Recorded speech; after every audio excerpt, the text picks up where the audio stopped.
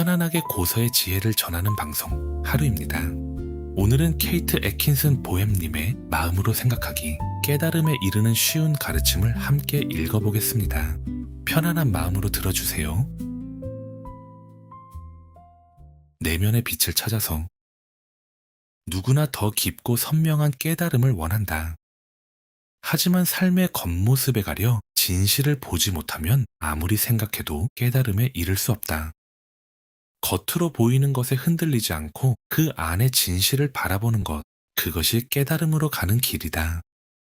바닥에 반짝이는 햇살을 붙잡으려 손을 뻗는 아이를 본 적이 있을 것이다. 빛을 잡으려 애쓰는 모습을 보며 다정한 미소를 지은 적도 있을 것이다. 우리가 미소 짓는 이유는 햇살을 손으로 붙잡을 수 없다는 사실을 알기 때문이다. 그러나 지금 자신을 끌어당기는 것의 실체를 모른다는 점에서는 우리도 그 아이와 다르지 않다. 우리도 어린 시절에는 작은 손으로 햇살을 움켜쥐지 못해 울고 발버둥치며 화를 냈다. 그리고 어른이 된 지금도 여전히 그 햇살을 뒤쫓는다. 다만 이제는 세월이 흐르며 달릴 힘을 얻었다. 그래서 자신만의 빛나는 햇살을 찾아 온 세상을 빠르게 달려간다. 그러나 아무리 뒤쫓아도 끝내 손에 넣지 못한다. 결국 마음은 거칠어지고 세상을 원망하거나 슬픔과 우울에 빠진다. 우리가 그토록 붙잡으려 했던 햇살은 다름 아닌 행복이었다. 그러나 손에 넣었다고 생각하는 순간마다 행복은 환상처럼 사라졌다. 그렇게 마침내 어두운 밤에 이른다. 해는 저물었고 이제 뒤쫓을 햇살조차 남지 않았다고 생각한다. 그러나 해가 졌다고 다시 떠오르지 않는 것은 아니다. 내일은 반드시 찾아오고 해도 다시 떠오른다. 구름이 잠시 햇빛을 가릴 수는 있다. 하지만 그날이 지나면 새로운 날이 찾아온다. 자연의 세계와 마음의 세계는 서로 닮아 있다. 흐린 날이 영원히 계속되지 않듯이 마음의 어둠도 언젠가는 거친다. 언제 어디서 어떤 모습으로든 우리의 해는 다시 떠올라 빛날 것이다. 우리가 믿든 믿지 않든 그 사실은 변하지 않는다. 하지만 햇살은 손으로 붙잡을 수 없다. 우리는 붙잡을 수 없는 것을 붙잡으려 했던 것이다. 설령 붙잡을 수 있더라도 햇살은 더 이상 우리에게 생명력을 주지 못할 것이다. 햇살은 가볍고 섬세하기에 우리 몸을 자유롭게 통과하며 생명의 힘을 채워준다. 손에 잡힐 만큼 단단하다면 오히려 그 힘을 전할 수 없다. 그러니 햇살이 원하는 모습과 다르다고 불평할 필요는 없다. 햇살은 소유하는 것이 아니라 온전히 받아들이는 것이다. 빛을 향해 서면 그 생명력은 자연스럽게 우리 안으로 흘러든다. 이제 이 장의 첫머리에 있는 그림을 살펴보자. 어두운 배경 속에서 한 형상이 밝은 빛을 내뿜고 있다. 이 그림은 인간의 본질이 신성과 하나라는 진리를 보여준다. 이를 마음 깊이 이해할 때 참된 깨달음으로 향하는 길이 열린다. 그림을 보면 중심에서 뻗은 빗줄기가 바깥으로 갈수록 좁아져 마침내 하나의 점이 된다. 이 끝점을 아직 삶의 참된 본질을 충분히 알지 못하는 인간의 마음이라고 생각해보자. 어두운 배경은 부정적인 생각과 물질에 갇힌 세계를 나타낸다. 마음이 성장하는 초기에는 중심의 빛을 충분히 받아들이지 못한다. 하지만 빗줄기를 따라 중심에 가까워질수록 시야가 넓어지고 마음에 담을 수 있는 빛도 커진다. 여기서 의식과 생각을 분명히 구분할 필요가 있다. 생각하는 자신을 의식할 때도 있지만 아무런 자각 없이 생각에 빠질 때도 있다. 예를 들어 한 가지 주제에 집중하려 한다고 해보자. 하지만 잠시 후면 자신도 모르게 전혀 다른 생각에 빠져든다. 그러다 문득 정신을 차리고서야 생각이 다른 곳으로 흘렀음을 깨닫는다. 우리가 알아차리지 못하는 동안에도 마음은 끊임없이 움직이고 있는 것이다. 이는 우리가 의식하는 생각이 마음의 전부가 아니라는 뜻이다. 우리의 내면은 스스로 아는 것보다 훨씬 넓고 깊다. 그렇다면 우리라는 존재는 어디까지 확장될 수 있을까? 그 가능성은 무한하다. 우리 안에 무한이 있고 무한 안에 우리가 있다. 인간과 무한은 분리된 존재가 아니라 하나의 본질이 서로 다르게 나타난 모습이다. 인간은 밖으로 드러난 모습이며 무한은 아직 드러나지 않은 가능성이다. 의식이 빗줄기의 끝에만 머물면 우리는 자신을 작고 제한된 존재로 느낀다. 하지만 의식이 넓어질수록 자신에 대한 인식도 함께 확장된다. 그렇게 빗줄기를 따라가면 마침내 중심에 도달한다. 그곳은 모든 의식이 하나로 이어지는 자리다. 그 중심에서 우리 모두는 하나다. 그러나 중심에서 멀어질수록 우리는 서로 분리된 존재처럼 보인다. 그리고 자신과 타인이 다르다는 인식에서 인간관계가 시작된다. 우리는 서로 분리되어 있다는 감각 속에서 영향을 주고받으며 살아간다. 그 관계의 바탕에 모두가 본질적으로 하나라는 깨달음이 있다면 삶은 조화롭고 아름다워진다. 하지만 다양한 모습 안에 하나의 본질이 흐른다는 사실을 잊으면 불화가 시작된다.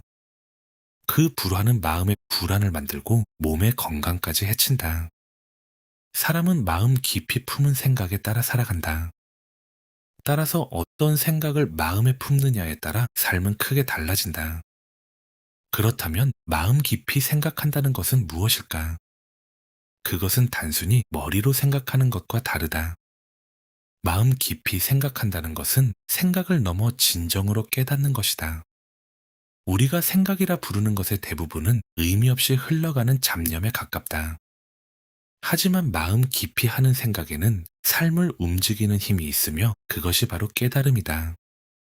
만약 자신을 아무런 이유도 모른 채 세상에 던져진 작고 보잘것없는 존재라고 여긴다면 어떻게 될까? 자신에게는 삶을 움직일 힘이 없다고 믿게 될 것이다.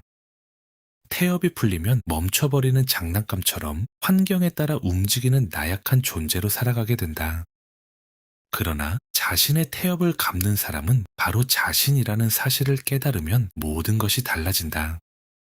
더 나아가 삶을 움직이는 힘이 자신의 내면에서 나온다는 사실을 아는 것, 그것이 마음 깊이 생각하는 것이며 바로 그 마음에서 삶의 모든 변화가 시작된다.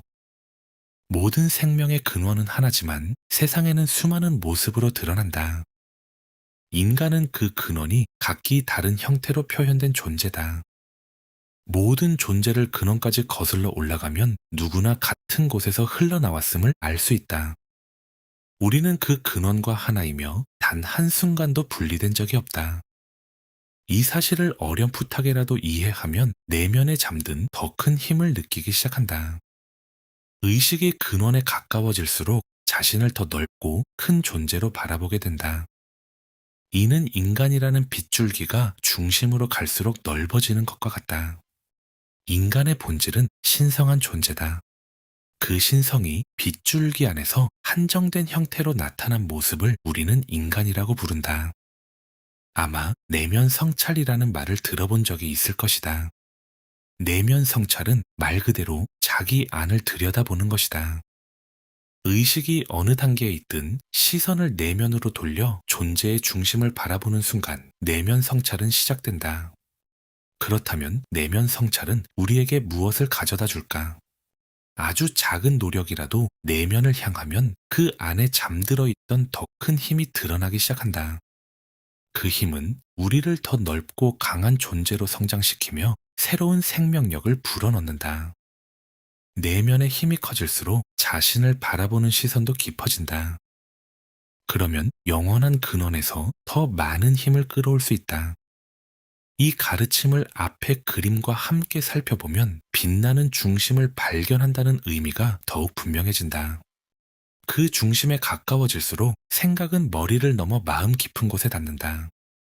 그때 생각은 삶을 움직이는 살아있는 힘이 된다. 생각이 살아있는 힘이 될 때 자신과 다른 사람의 아픔을 치유할 수 있다. 또한 이해를 넘어서는 평화와 삶을 아름답고 풍요롭게 만드는 힘도 그곳에서 나온다.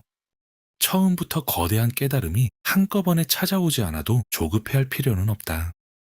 때로는 한순간에 찾아오기도 하지만 대부분의 깨달음은 서서히 밝아진다. 평온한 마음으로 믿고 기다리면 바라던 결과는 때가 되었을 때 찾아온다. 우리는 누구나 내면의 중심을 발견하게 된다는 삶의 법칙을 따르고 있기 때문이다. 매일 잠시라도 고요히 내면을 바라보면 충분하다. 그러면 마음속에서 작은 빛이 밝아오기 시작한다. 그 빛은 날마다 넓어진다. 그리고 마침내 모든 것이 환히 드러나는 완전한 아침을 열어줄 것이다. 기도를 넘어서 나는 기도를 믿느냐는 질문을 자주 받는다. 물론 기도를 믿는다. 다만 내가 말하는 기도가 무엇인지는 먼저 설명할 필요가 있다. 내가 생각하는 기도는 일반적인 의미보다 훨씬 넓다. 세상의 모든 원자는 저마다 기도한다. 필요한 것을 얻기 위해 세상을 향해 작은 손을 뻗는다. 인간의 기도도 이와 다르지 않다. 우주의 모든 움직임은 무언가를 바라는 힘과 그 바람에 응답하는 힘으로 이루어진다. 씨앗은 땅과 공기, 그리고 태양을 향해 기도한다. 자신에게 필요한 것을 세상에 요청하는 것이다. 그러면 세상은 그 요청에 응답해 씨앗이 자라는 데 필요한 것을 채워준다. 자신이 신성과 하나임을 깨닫지 못한 사람은 모든 행동에 기도가 담겨 있다는 사실을 알지 못한다. 그래서 기도를 자신과 멀리 떨어진 신에게 무언가를 간청하는 행위로만 여긴다. 이러한 생각도 어느 정도는 진실이다. 신성은 인간의 의식보다 훨씬 넓고 높은 차원에 있기 때문이다. 하지만 인간의 의식이 신성과 하나가 되기 전까지는 자신이 기도하는 존재인 동시에 그 기도에 대한 응답이기도 하다는 사실을 깨닫지 못한다. 그림의 빗줄기는 근원적인 존재가 밖으로 흘러나와 구체적인 모습으로 나타나는 과정을 상징한다. 그림 중앙에는 빛나는 중심이 있다. 존재가 드러낼 수 있는 모든 모습은 이 중심에서 빛처럼 뻗어나온다. 인간의 의식은 신성을 향해 나아가며 빗줄기를 따라 서서히 깨어난다.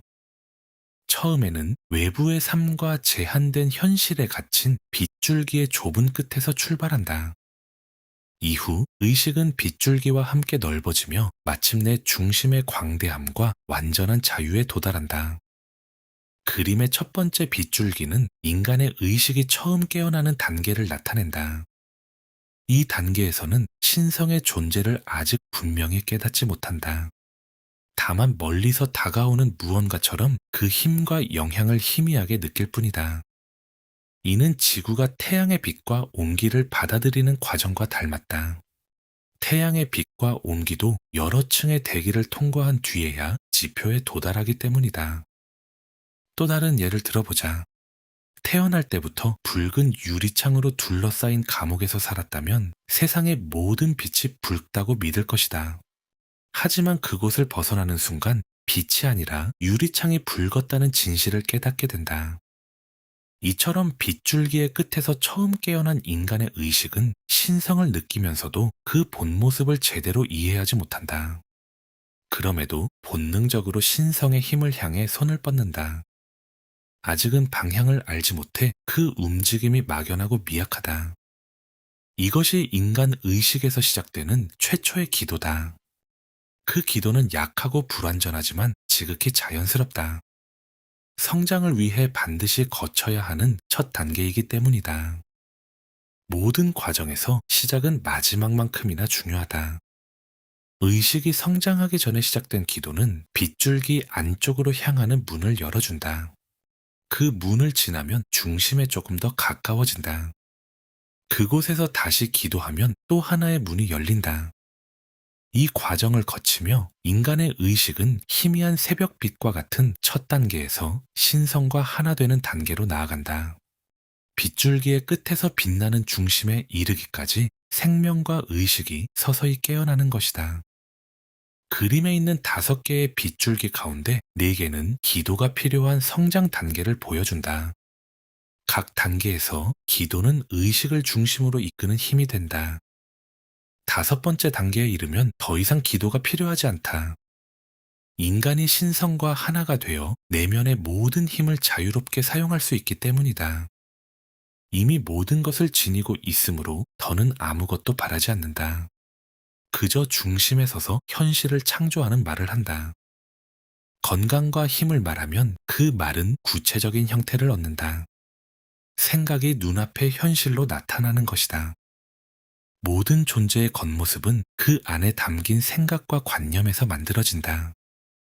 우리가 보고 만지는 모든 것은 생각의 형태를 얻어 나타난 결과다. 창조의 영역에 도달하면 자신과 다른 사람을 위한 건강과 아름다움, 행복과 풍요를 현실로 구현할 수 있다. 순수한 기쁨은 무한한 존재의 중심에서 흘러나와 유한한 인간의 입술을 통해 전해진다. 그리고 그 기쁨이 닿는 모든 존재를 축복한다. 그 중심에 도달하기 전까지는 기도가 필요하다. 중심을 발견한 뒤에도 세상의 흐름에 이끌려 이전의 상태로 돌아갈 때가 있다. 다시 나약해지고 삶의 무게에 짓눌리기도 한다. 하지만 그 상태에 영원히 머물지는 않는다. 기도가 우리를 다시 중심으로 이끌어주기 때문이다.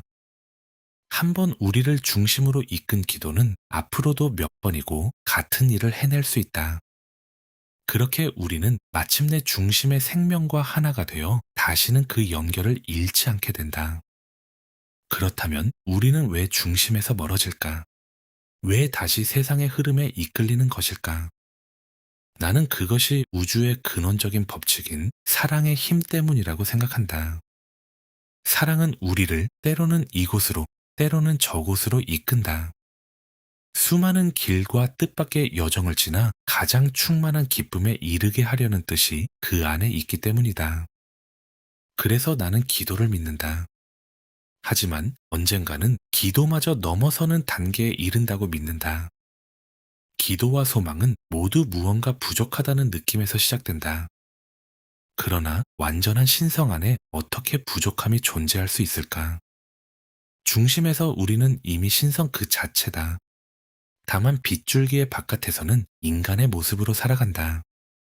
많은 사람의 내면에서 이미 신성한 의식이 깨어나고 있다. 단지 그 의식에 늘 머물지 못할 뿐이다. 그래서 우리는 여전히 인간으로서 현실을 살아간다. 하지만 중심과의 연결을 잃지 않으면 인간의 삶도 더욱 빛날 수 있다. 중심의 순수한 빛이 빗줄기 끝까지 닿아 인간으로 살아가는 모든 순간을 밝혀주기 때문이다. 자신만의 고요한 방에 들어가 문을 닫고 보이지 않는 곳에 있는 근원에게 마음을 전해본다.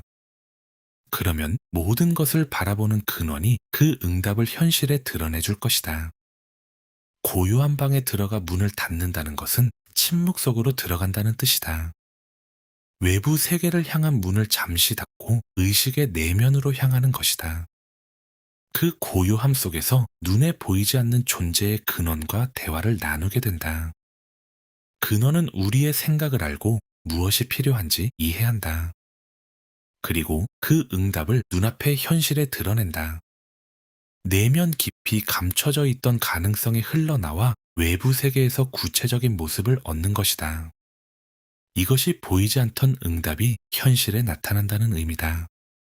보이지 않는 가능성의 세계에서 무언가가 흘러나온다. 그리고 우리가 직접 느끼고 경험할 수 있는 형태를 얻어 물질 세계에 나타난다. 바라는 것이 물질적인 결과가 아니라 영적인 축복이라면 의식 안에 생생하고 분명한 변화가 찾아온다. 그 변화는 착각할 수 없을 만큼 강하고 현실적으로 느껴진다. 내면 깊이 숨어 있던 진실이 마음 위로 선명하게 떠오르는 것이다. 그것을 신이라 불러도 좋고 우주적 의식이라 불러도 좋다. 이름이 무엇이든 인간의 마음이 본능적으로 의지하고 바라는 어떤 존재가 있다. 그 존재는 마음의 부름에 응답한다. 마침내 인간의 마음은 그 존재와 완전히 하나가 된다. 그때가 되면 더 이상 기도할 필요조차 없어진다. 오늘의 가르침을 남겨주신 케이트 애킨슨 부엠님께 깊은 감사와 경의를 표합니다. 앞으로도 귀한 가치를 전하는 전달자로서 여러분과 함께 하겠습니다. 오늘도 끝까지 함께 해주셔서 감사합니다. 여러분의 아름다운 여정을 진심으로 응원합니다. 감사합니다.